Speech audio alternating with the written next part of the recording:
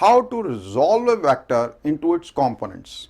Now what does it mean, that is resolving a vector into its components? It means if a vector is aligned not purely along x-axis and along y-axis, it means it is going to have some component along the x-axis also, and it is going to have some effect along the y-axis also.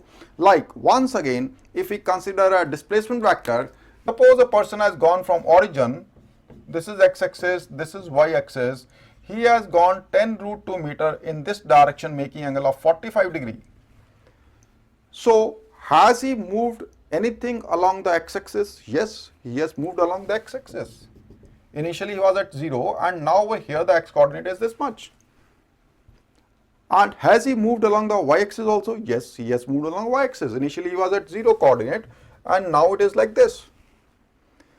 This is the component of this vector along x-axis and this is the component of this vector along y-axis.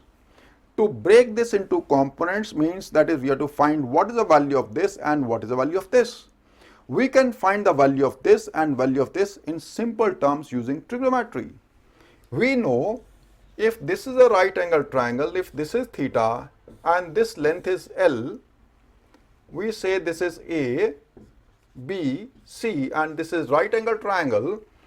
So base by hypotenuse, so if we say this is x, so base by hypotenuse is cos theta, so it means this base is going to be L cos theta, and if we have to find this perpendicular, we call it as y. So y by L is what? It is sin theta. Perpendicular by hypotenuse is sin theta. So y is going to be L sin theta and x is going to be L cos theta.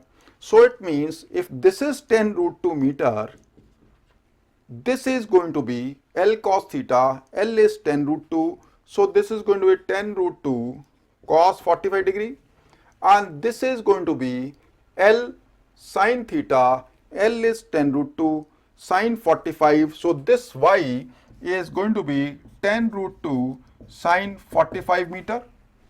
We know that is sin 45 degree is equal to cos 45 degree is equal to 1 by root 2.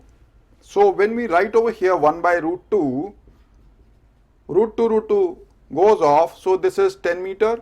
Similarly, sin 45 is 1 by root 2. So this also comes out to be 10 meter only.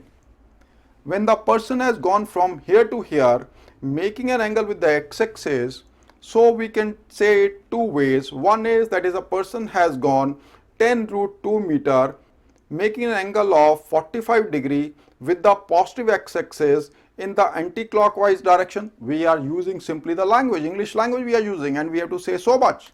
The second is we know that is this result can also be obtained by purely the displacements purely along x-axis and y-axis. That is, he can go from here to here and then he goes from here to here. The same result will be obtained, that is, he will be at the same coordinates as if he had gone in this direction. So this is 10 meter in this direction, so this displacement vector is 10 I cap.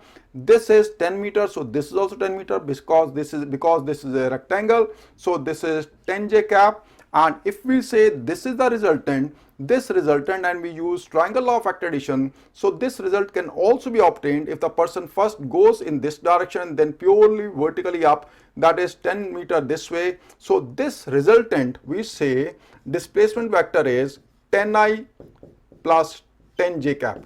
So instead of saying so much that the person has gone 10 root 2 meter making an angle of 45 degree with the positive x-axis in the anti-clockwise direction, we directly say his displacement is 10 I cap plus 10 j cap meter and the job is done. 10 I cap and 10 j cap are the components of this vector along the x-axis and along the y-axis. And this is how you resolve a vector into its rectangular components. Rectangular components purely along x and y axis. We are taking Cartesian coordinate system where x, y and z axis, they are mutually perpendicular to each other.